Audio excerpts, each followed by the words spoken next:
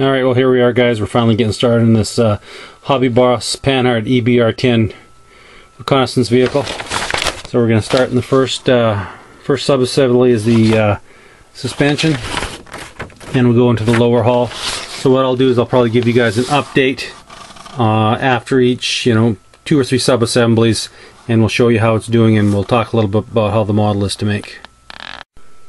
Alright guys, we're up to about step 4 on this Panhard. I don't know what it is with Chinese kits lately, but these instruction sheets aren't much better than that Bronco.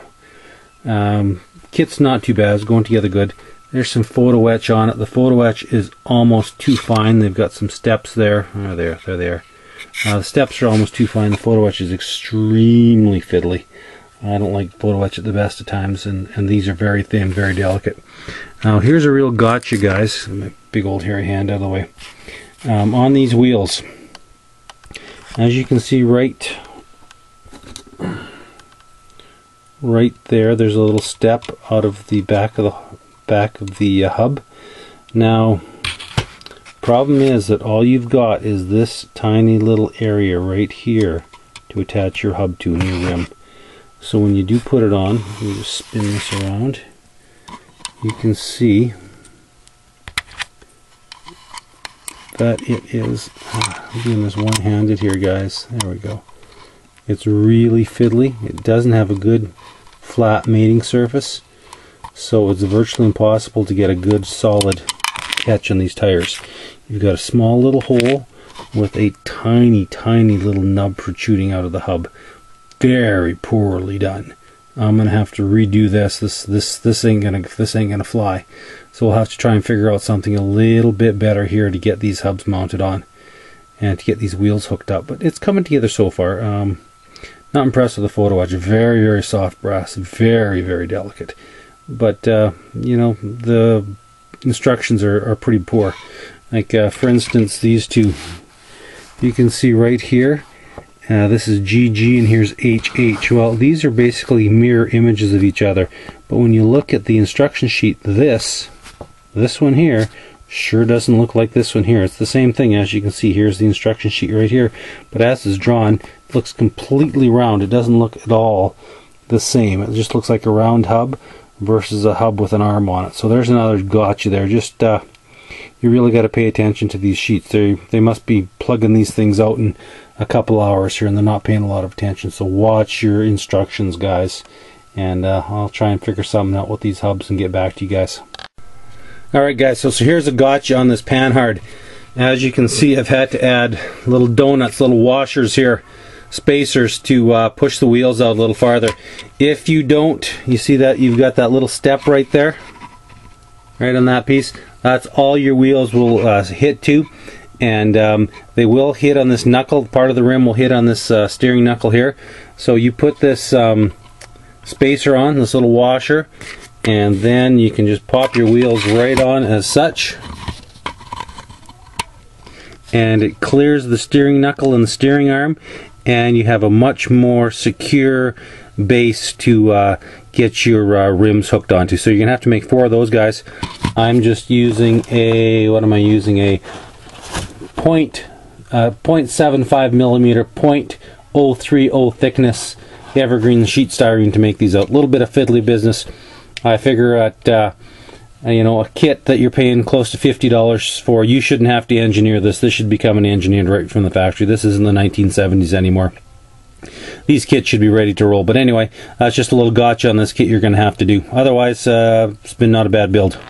So anyway, I thought I may as well show you how I'm making these. I've just taken on these sprues. You go onto part A10.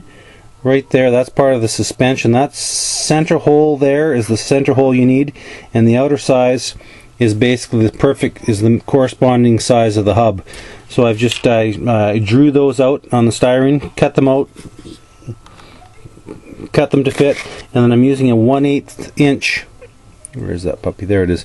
This is a drill bit specifically for wood. It's a wood bit, so it has that nice sharp brad point at the end, and then it has 2 little cutters that work really good for doing sprue. So I'm just doing this by hand, and it's working like a darn. So that's basically how you're making these little spacers. Alright guys, the hull is pretty much all done. Not bad, the photo etch piece is going fairly well. It's actually, I don't know, it's an okay build. It's no Tamiya, or even Dragon for that matter.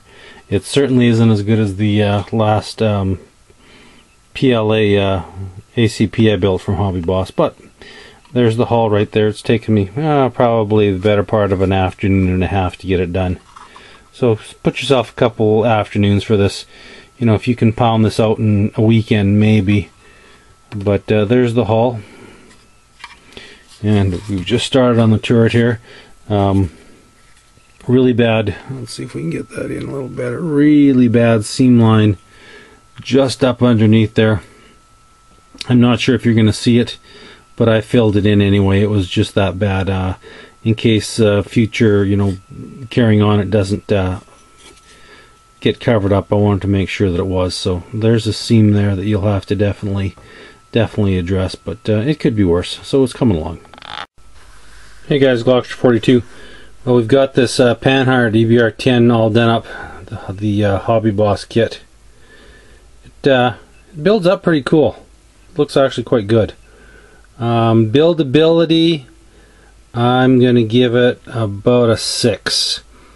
Compared to some of the other Hobby Boss kits I've built, it wasn't all that good. There was just, you know, some really poor instructions.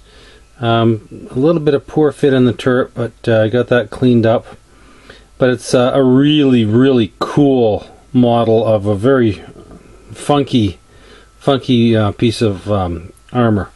So we're going to go ahead and get this painted up. We're going to do this one in Tamiya paints. Just a quick aside here, guys.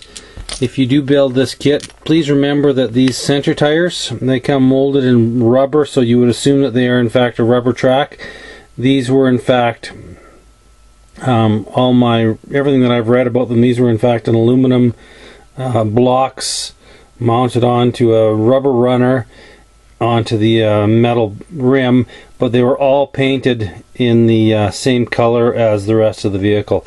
I've seen these go from a light pea green to a khaki to a bronze green, so I'm thinking there's not a lot of real painting standards for this. So I'm going to probably go for the dark green. It's going to be in Portuguese service in Africa. Got a diorama planned up for it, so that's going to look pretty cool. But next time you see this, it'll be shot up in some paint.